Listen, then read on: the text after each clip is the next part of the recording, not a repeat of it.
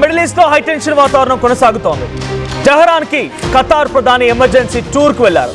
ఇరాన్తో చర్చలకు ఒప్పించేందుకు అంటున్నారు middle east వార్తా కథనాల్లో వస్తున్న వార్తలు ఇవి. ఇరాన్ యుద్ధంపై డొనాల్డ్ ట్రంప్ సంచలన వ్యాఖ్యలు చేశారు. అయితే చర్చల కోసం మాకేమీ హడావిడి లేదు అంటున్నారు ట్రంప్. అమెరికాతో దౌత్య చర్చలను సమర్థించుకున్నారు టెహరాన్ ప్రభుత్వం. ఇక ముదురుతున్నటువంటి దాడుల ముప్పు పశ్చిమాసియాలో మళ్ళీ తీవ్ర ఉద్రిక్తత పరిస్థితి దారితీస్తోంది. ఇరాన్ అమెరికా మధ్య శాంతి చర్చల్లో ప్రతిష్టంభన ఇంకా తొలగలేదు. శాంతి దౌత్యంపై ఇరాన్ ప్రభుత్వం నిర్ణయాన్ని సమర్థించారు నేతలు. ఇక ట్రంప్ కామెంట్లతో ప్రపంచ దేశాల్లో ఆందోళన పెరిగింది. మిలిటరీ చర్యలకి సిద్ధంగా ఉన్నామంటూ ఇరాన్ సైన్యం కూడా హెచ్చరిక జారీ చేసింది. దౌత్య సంక్షోభంతో ఒక్కసారిగా అంతర్జాతీయ మార్కెట్లు వణికిపోతున్నాయి. పశ్చిమాసియాలో ఏ క్షణమైన పెను విలయం సంభవించే ప్రమాదం కూడా ఉంది. సో టెహరాన్కి ఖతార్ ప్రధాని ఎమర్జెన్సీ టూర్ ఇరాన్కి వెళ్లారు. ఇరాన్లోని టెహరాన్లో ప్రస్తుతం ఖతార్ ప్రధాని ఉన్నారు. అయితే ఇరాన్తో చర్చలకు ఒప్పించేందుకే అని చెప్పి మిడిల్ ఈస్ట్లో వార్తలు వస్తున్నాయి. ఈ నేపథ్యంలో అమెరికా డొనాల్డ్ ట్రంప్ కూడా ఆయన అంటున్న మాట ఏంటంటే ఇరాన్ యుద్ధంపై ఎటువంటి ఆసక్తి లేదు అంటున్నారు ఆయన. అంటే ఎటువంటి హడావిడి లేదు, చర్చలు తీసుకుపోయి ఏదో కంక్లూడ్ చేసుకొని ఇప్పటికిప్పుడు రాత్రి దాన్ని కంక్లూడ్ చేయాల్సిన అవసరం లేదు అని కూడా ట్రంప్ చెప్తున్నారు. ఓవైపు ట్రంప్ మాటలు, ఇంకోవైపు జరుగుతున్నటువంటి ఈ చర్చలు ఎటువంటి పరిస్థితి దారితీస్తాయో చూడాలి. సో ట్రంప్ ప్రకారంగా ఈ యుద్ధం ఇప్పుడిప్పుడే హడావిడిగా కొనసాగించాల్సిన అవసరం లేదు అని ట్రంప్ అన్నారంటే ఇంకా యుద్ధాన్ని రెట్టింపు చేయాలనుకుంటున్నారు, ఇంకా మరింత రెట్టింపు అయ్యే అవకాశం ఉంది అనే చర్చలు కూడా జరుగుతున్నాయి. అయితే రెట్టింపు అవడం వెనుక మరి ఏమేమి శక్తులు రాబోతున్నాయి, ఎటువంటి మిలిటరీ ఆపరేషన్కి డొనాల్డ్ ట్రంప్ సిద్ధంగా ఉన్నారు, ఏ రకంగా ఉంటుందో చూడాలి. ఇంకోవైపు డొనాల్డ్ ట్రంప్ చెప్తున్న మాటల తర్వాత ఒక్కసారిగా మార్కెట్లు కూడా స్తంభించిపోయాయి, అతలాకుతలం అవుతున్నాయని చెప్పాలి. బికాస్ డొనాల్డ్ ట్రంప్ ఏమన్నారంటే ఖతార్ ప్రధాని ఏదో ప్రయత్నం చేస్తున్నాడు, అరే ఈ యుద్ధం వద్దు కంక్లూడ్ చేసుకుందాం, ఎందుకు ఈ పంచాయతీలు అని చెప్పి ఆయన వెళ్ళినట్టు సమయంలో డొనాల్డ్ ట్రంప్ వైపు నుంచి సమాధానం ఏంటి అని అంటే ఎట్టి పరిస్థితుల్లో అంత హడావిడి అవసరం లేదు, యుద్ధం ఎన్ని రోజు జరుగుతుందో చూద్దాం, మేము ఆపరేషన్స్కి సిద్ధంగా ఉన్నాం. ఇరాన్ కూడా ఇప్పుడు ఏమంటోంది, సో అమెరికా డొనాల్డ్ ట్రంపే ఆపరేషన్స్కి సిద్ధంగా ఉన్నామన్నప్పుడు మేమెందుకు కూరుకుంటాం, మేము కూడా సిద్ధంగానే ఉంటాం, మా ఆర్మీని సిద్ధం చేసుకుంటామని ఇరాన్ కూడా చెప్తోంది. సో ఇరాన్ ఇజ్రాయెల్ అమెరికా యుద్ధం ఇప్పటితో ముగిసేలా కనిపించడం లేదు. సో రకరకాల ప్రయత్నాలు జరుగుతూ ఉన్నాయి. మొదటివరకు పాకిస్తాన్ కూడా కొంత ప్రయత్నం చేసినట్టుగా ఉంది. ఆసిమ్ మునీర్, షహబాజ్ షరీఫ్లు కూడా వీళ్ళతో చర్చలు జరపడానికి సిద్ధమయ్యారు. చర్చలు స్విట్జర్లాండ్ వేదికగా కొంత జరిగి ఒక వారం 10 రోజుల పాటుగా యుద్ధం కాస్త ఆగినా కూడా మళ్ళీ వెంటనే ఊపందుకుంది, యుద్ధం మరింత రెట్టింపైంది. తర్వాత కూడా రోజుగా క్రమంగా యుద్ధం పెరుగుతూ వచ్చింది. సో ప్రజెంట్ కొంత మళ్ళీ సైలెంట్ కనబడుతోంది, యుద్ధం లేదా ఇక అన్నట్టుగానే కనబడుతూ ఉన్న యుద్ధం మాత్రం మళ్ళీ తీవ్ర స్థాయిలో పెరిగే అవకాశం కనబడుతోంది. సో అమెరికా అధ్యక్షుడు డొనాల్డ్ ట్రంప్ మాటలే ఇందుకు ఒక సూచికలుగా చూడాలి. బికాజ్ ఆయన అంటున్న మాట ఏంటి అని అంటే మాకు ఇప్పుడే హడావిడి ఏం లేదు, ఖతార్కు సంబంధించినటువంటి ప్రాంతాల్లో కూడా అమెరికా ఎయిర్ బేస్ ఉన్నాయి. సో ఖతార్ కూడా ఒక రకంగా అమెరికాకు సంబంధించినటువంటి దగ్గరగా ఉన్న దేశమే. సో ఖతార్ ఇప్పుడు వెళ్ళిపోయి టెహరాన్లో ఎమర్జెన్సీ మీటింగ్ పెట్టడం వెనుక యుద్ధాన్ని ఆపడం కోసమే ఈ ప్రయత్నాలు జరుగుతూ ఉన్నాయనేది అక్కడ ఇంటర్నేషనల్ మీడియా కథనాల్లో వస్తున్న వార్తలు. కానీ డొనాల్డ్ ట్రంప్ దాన్ని తిప్పికొట్టారు.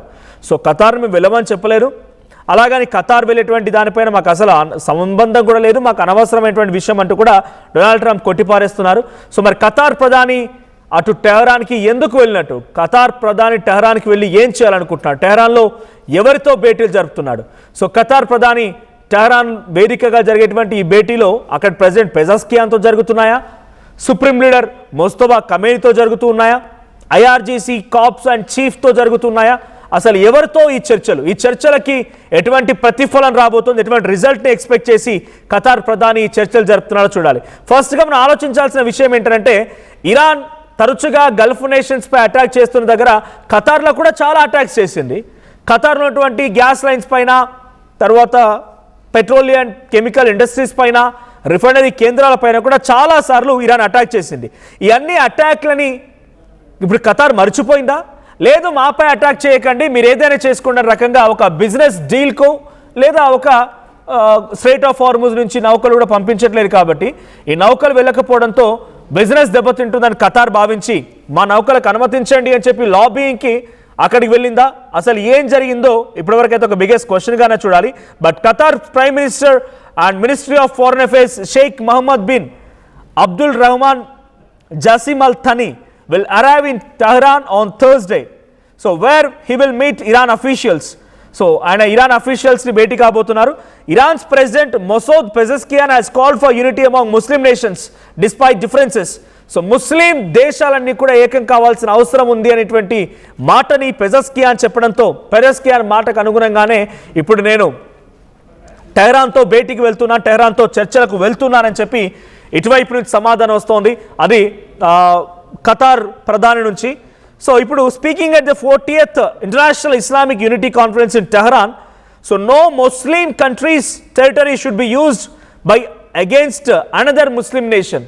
ఒక ముస్లిం నేషన్ ఉపయోగించి ఇంకొక ముస్లిం నేషన్పై అటాక్ చేయడానికి ఎట్టి పరిస్థితుల్లో అవకాశం కల్పించకూడదు. ఇది 40th ఇంటర్నేషనల్ ఇస్లామిక్ యూనిటీ కాన్ఫరెన్స్లో టెహరాన్లో జరిగినటువంటి మీటింగ్లో మసూద్ పెజెస్కియాన్ ఇరానియన్ ప్రెసిడెంట్ మాట్లాడినటువంటి మాటలు ఇవి. A tanker was struck by unknown projectile in the Strait of Hormuz, setting the vessel on fire. So అక్కడ ఇది జరుగుతున్న సమయంలోనే ఒకసారిగా కొంత ఉద్రిక్తత వాతావరణం కూడా నెలకొంది. సో యాజ్ పర్ పెజెస్కియాన్ ఆయన ఏం చెప్తున్నారంటే Pezeshkian stress the economy of these countries in 2024 would be about $9.2 trillion, which would account for only 8.3% of the world economy. మన ముస్లిం కంట్రీస్ అన్నీ ఒక తాటి మీదకి వచ్చి ఒక అద్భుతమైనటువంటి శక్తిగా ఎదిగాయి. 57 దేశాలు ఉన్నాయి ముస్లిం ఆర్గనైజేషన్ ఆఫ్ ఇస్లామిక్ కోఆపరేషన్ ద్వారా south east Asia to Africa వరకు. సో 57 దేశాల యొక్క ఎకానమీ 2024లో $9.2 trillion. ప్రపంచం సంబంధించినటువంటి ఇన్ టర్మ్స్ ఆఫ్ ఎకానమీలో మనము 9% ఉన్నాం. That's our credibility. కానీ మీరు ఈ రకంగా విచ్ఛిన్నమైపోయి ఒక ముస్లిం దేశాన్ని ఉపయోగించే ఇంకో ముస్లిం దేశంపై అటాక్ జరుగుతుంటే ఎలా ఊరుకుంటారు అనేది, అందుకే అంత ఏకమవ్వాలి అని చెప్పి మరోసారి ముస్లిం పేరుతో ఈ కొత్త రకమైనటువంటి ఈ స్పీచెస్కి దీనికి నాంది పలికారు Pezeshkian. So the US and Zionist entity launched a war on Iran. So the president was speaking at the 40th International Islamic Unity Conference, capital Tehran. So he also reiterated that no Muslim country should pursue its security in the insecurity of its neighbors. So ఏ ఒక్క ముస్లిం దేశం కూడా ఇంకొక ముస్లిం దేశాన్ని చూసి భయపడడం కానీ భయపెట్టడం కానీ ఇబ్బంది పడడం లాంటిది ఉండకూడదు అని అంటే మనం ఎవరికి తొత్తులుగా పని చేయకూడదు. No Muslim country territory should be used against other Muslim nation. అంటే ఇప్పుడు దుబాయ్ నుంచి కానీ లేదా అరబ్ కంట్రీస్ నుంచి కానీ సౌదీ నుంచి కానీ ఖతార్ నుంచి కానీ కువైట్ నుంచి కానీ ఈ ప్రాంతాల నుంచి ఇరాన్ పైన అటాక్స్ జరుగుతూనే ఉన్నాయి. సో ఈ టెరిటరీని వాడుకొని అమెరికా అటాక్ చేస్తోంది. సో ఈ టెరిటరీని వాడకుండా ఉండాలి. సో మీరందరూ నాతో ఏకం కావాలి. సో ఇంకా ఆయన చెప్తున్న మాట ఏంటి అంటే Iran should stand against US Israel aggression. So you should also have to join with us. అంటే మీరు నాపై దాడికి మీరు సహకరిస్తున్నారు కానీ వాళ్ళ మీద మనం యుద్ధం చేయాల్సిన అవసరం. ఐడియాలజికల్ డిఫరెన్స్, ఐడియాలజికల్గా జరుగుతున్నటువంటి పోరాటం ఇది. సో మీరు మీ ఎకానమీని చూసుకుంటున్నారు కానీ మనం $9.2 trillion ఉన్నాము. ఇది పెజెస్కియాన్ మాట్లాడిన మాటలు. మరి ఈ మాటలకు ఆకర్షితులైపోయినటువంటి ఖతార్ ప్రధాని మరి అక్కడ ఎటువంటి ఒప్పందం కుదిరింది? శాంతి దౌత్యం కోసం వెళ్ళాడా? లేదు. నిజంగానే పెజెస్కియాన్ ఇచ్చినటువంటి కాల్ మేరకి ముస్లిం దేశాలని ఏకం కావాలనేటువంటి ఆ మాటకి అనుగుణంగా దానికి కట్టుబడి వెళ్ళాడా? ఏం జరిగిందో చూడాలి. బట్ డొనాల్డ్ ట్రంప్ మాత్రం అన్ని కొట్టిపారేస్తున్నారు. ఎలాగైనా సరే మా ఆర్మీ సిద్ధంగా ఉంది, మా సైన్యం సిద్ధంగా ఉందనేటువంటి మాటను డొనాల్డ్ ట్రంప్ చెప్తున్నారు. మరి ఈ పరిస్థితి, ఈ మాటలు ఎక్కడి వరకు దారితీస్తాయో చూడాలి.